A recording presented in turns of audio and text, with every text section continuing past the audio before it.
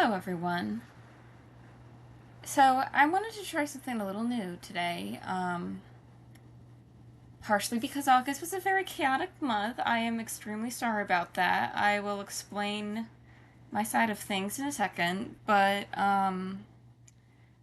basically, we are going to be talking about something I thought a lot about because I hear people talking about it, and I thought it would be useful to start to do a series that would get beginners to kind of realize the depth of certain conversations, and for more advanced practitioners who feel a little doubtful to maybe ground themselves a bit, or maybe advanced practitioners who are doing just fine, just to have like something to do, because often with the practice you have a lot to do and almost no time, or very little to do and a lot of time to do it. So I kind of feel like having discussion um, things like this will be very helpful to multiple kinds of people. Before that, though, quick channel updates. So I've had to get a job for a lot of reasons. So I'm working.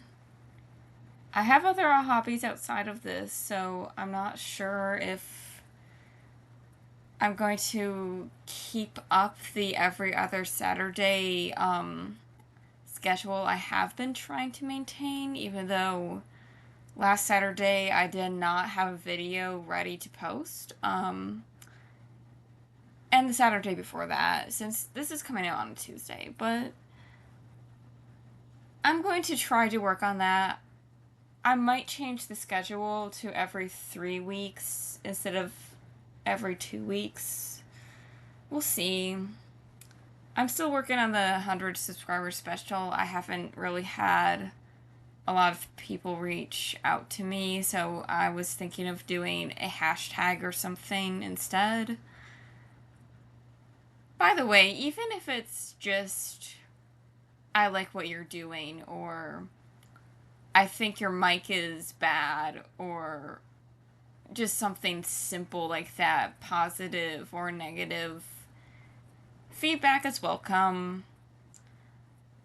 I I do have my own preferences and such, and I know I'm not going to make everybody happy, but feedback is welcome, because if enough people are saying a thing, there's probably room for improvement. So, all of that out of the way, and again, apologies for the chaotic schedule. Um,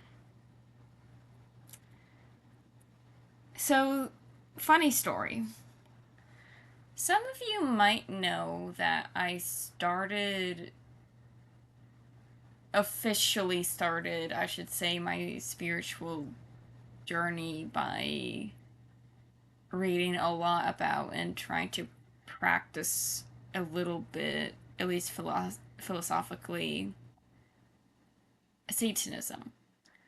Um, and in Satanism, it's a very touchy subject to talk about prayer, especially for people who are LaVeyan Satanists, because prayer implies a lot of things, and I think discussing what people mean when they say prayer is useful, and generally talking about the origins and meanings and cultural use and etymology of words is very useful. So the word prayer, it's kind of a little bit of a taboo word in some circles, while other people just use it a little more loosely, and I feel like a lot of people don't realize some implications the word has. As you might be able to see on the screen, I provided the words for prayer in other languages. So in biblical Hebrew, the word for prayer has a lot of meanings, and I feel like it's the most useful word to this discussion because, and I'm sorry if my Hebrew pronunciation is off, but tefillah, tefillah. I'm not quite sure how you pronounce that. Hebrew was not a language I studied. But that word uh, meant prayer, intercession, hymn, um, entrusting, kind of like a general reverence. The English word for prayer actually comes from a Latin word, but often in Latin you'll hear the word oratio be used, which is in some words we still use today. Like, I think oran orination is like the same word that oral is based on, the having to do with the mouth, because that word puts emphasis on language and speech, and in many cultures, even if it's something you think, like your prayer, that message, the way you phrase it, even in your head, has a lot of implications. In fact, I have heard and read some witchcraft books that tell you exactly how to do prayers, especially to saints or to deities, because you want your message to be clear and you don't want to spend so long on it that it becomes confused. You don't want to confuse yourself, and in some traditions, you don't want to confuse whatever it is you're trying to pray to. I hope that makes sense. It's a little rambly today because this is an on-fly thing, but we're working with it. So, prayer is usually thought of as a sort of pension. You're saying, this is happening, this is something that I'm dealing with. I will continue to pray to you, or I will do this for you, or I will stop doing this if I see this happen in my life. That's the very basic formula of a prayer, especially in folk Abrahamic ways of doing prayers. Like, you might have noticed that's kind of, if you have been told how to do a prayer before you go into a church, which I have, you might have noticed that they say a certain formula, like, okay, what is your problem? Okay, well, and sorry about using Christianity as an example for people dealing with certain things, but it's something I thought of because I'm sure a lot of Americans and possibly Europeans have gone through this among other types of people. But anyway, so if you go to a church and if somebody isn't sure how how to pray, especially if you were a teenager, they'd be like, okay, so what's your problem? When you get to the church, you ask God to do this, and you have to think with your heart, and like there are steps to it. It's a formula. But despite that, the core is the same, which is your intentions are pure or honest or whatever word you want to use. Um, So that word has been kind of associated mostly with Abrahamic faiths, or at least organized religion, for a long time, and because of that, it's a little bit of a hot topic in some spaces.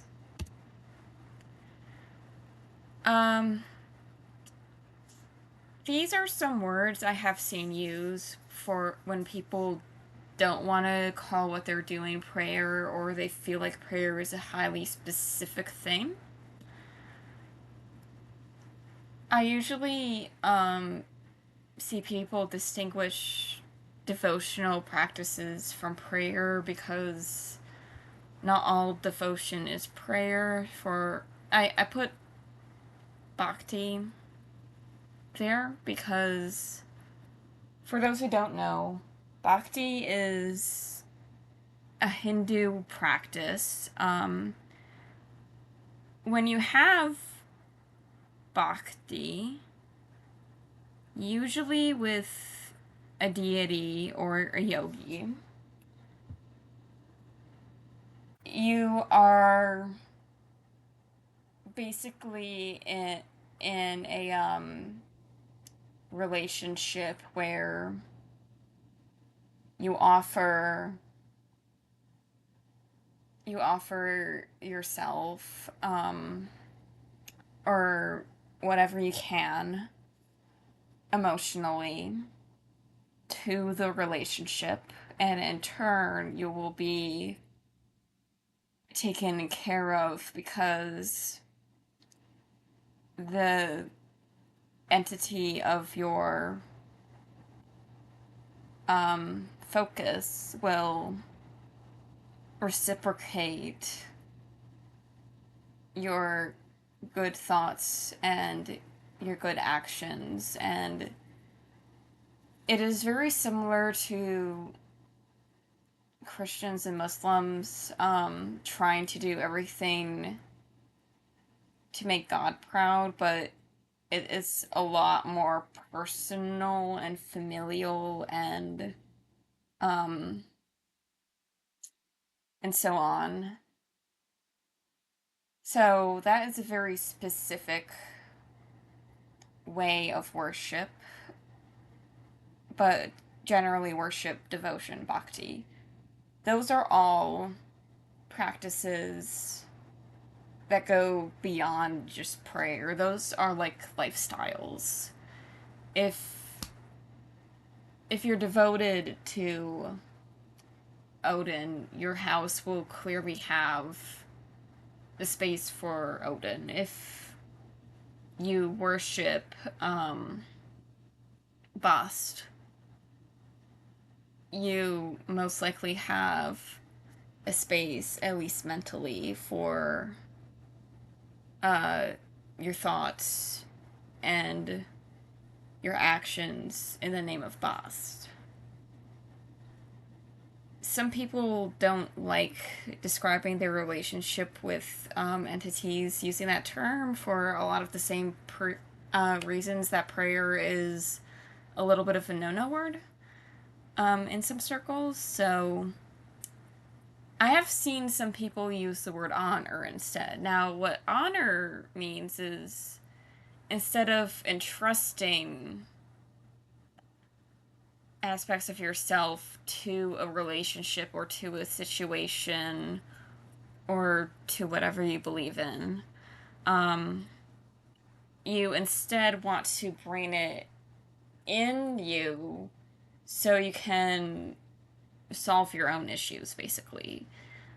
That's the word I see a lot of Satanists use if they don't worship something. I have personally used that word a lot in the past because I didn't quite understand basically how prayer could be useful to me, and I will talk about that in a second. But that is a very useful word if you feel like you're not entrusting someone or something else, but rather bringing it into yourself so you can go forth and empower the world or empower your situation or whatever it is you're trying to do with your practice. Um, Pension. Um, I notice a lot of people confuse pensions and prayers. The difference between the two is that I have noticed with praying specifically, even though it is formulaic, pensions are even more so. Pensions are also written compared to prayers, which are more oral. I think that is partially because the Latin word, as we discussed, emphasized language and the oral aspect of it, but language is also writing. And pensions are usually associated with demons. So,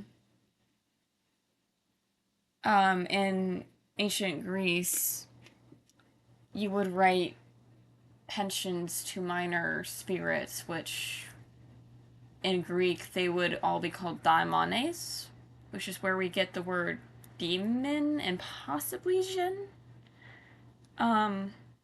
That's a discussion for another time, but there are distinctions between how pensions and prayers are done. Some prayers are pensions.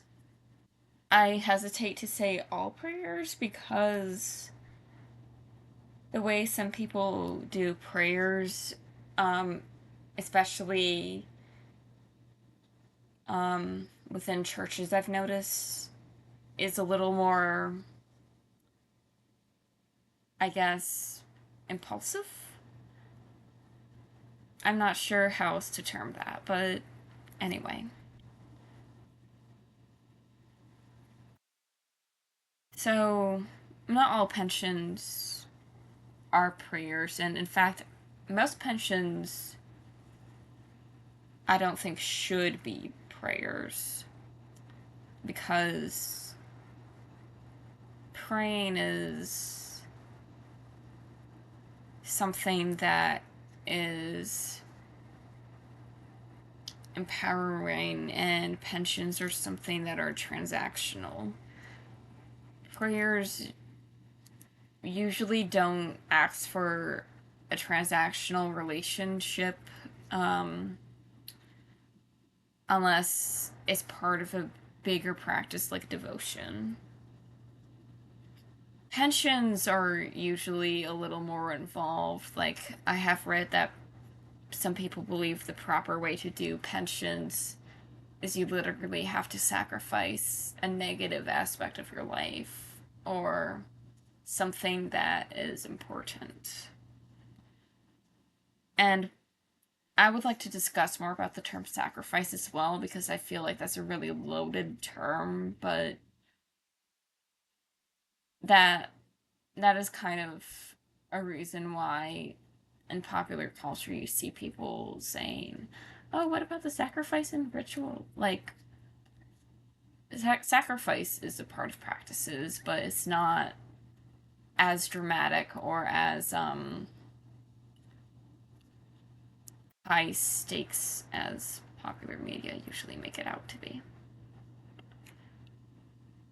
And then I'll touch on meditation slightly. I'm sure some of you may have noticed. And if you have been to a place of worship, when do they usually do the prayers? They usually do it at a specific point, kind of in the middle of the gathering, where if you have been to a Christian church, for example, Usually hymns will be sung and praises will be said, and depending on the church, there might be dancing before the prayer. That is to bring the people into the state of mind of, okay, I'm at church, now is the time to do this series of practices we do to praise God and keep God in our good graces for his plan, or however Christians think. I never considered myself a Christian, so I'm sure what I'm saying is not 100% what people are thinking, but that's kind of like the feeling, you want to stay good Christians even though God knows everything that's going to happen, and you're trying to maintain that relationship throughout the finite life. And that that kind of formula works because your state of mind will be somewhere else at that point. So prayers often do happen in states of meditation, but some people feel like when they meditate, to maintain relationships with entities, it's not quite prayer. So those are some words that I have seen used instead of prayer. Um, so for these discussions, I thought it would be useful to kind of provide some questions or exercises, if you will. You can kind of jog it down. You can just think about it. You can write it in your book of shadows and revisit it in a month, 6 months, a year, whenever you feel like you have time. You could even like steal these and like do it for group work. I really don't care. I want to help people kind of like think about where they are in this. Okay, to say these out loud. Do you use the word prayer in your practice? Why or why not? How do you feel about someone else calling your practice prayer? Why? Do you feel like the word prayer is too secular or too religious? Do you feel like it should be reclaimed as a secular word or regulated to organized religion? Choose 3 of the following related words and write your thoughts on them: devotion, faith, pension, favor, honor, worship, meditation, intercession. Feel free to repeat that, to pause the video wherever, to write it down. It's more for you. I have my own thoughts about it. For example, I used to avoid the word prayer like the plague, and now prayer is something I do both as empowerment and a bigger part of a pension based practice. It is okay for thoughts on this to change over time. It is okay to have negative feelings about this.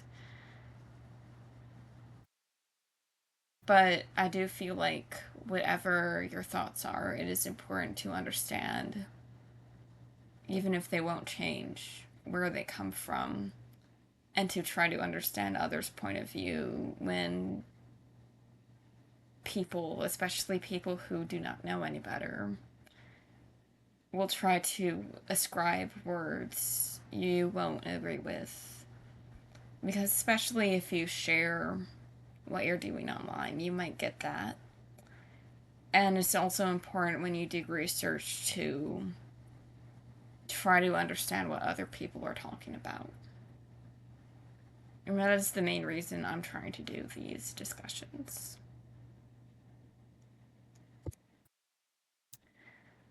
I hope that was useful. I am extremely sorry again. I will try to get a regular schedule going for September onward. I will let you all know if I have to do a hiatus. There is a lot going on right now.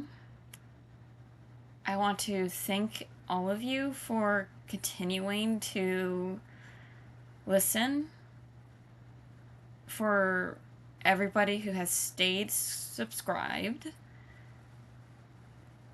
and just in general, I truly hope you are doing well, and it's crazy out there right now. Be safe, be sane, and just try to focus on what you need to do. And I hope that I have given you something useful, as always.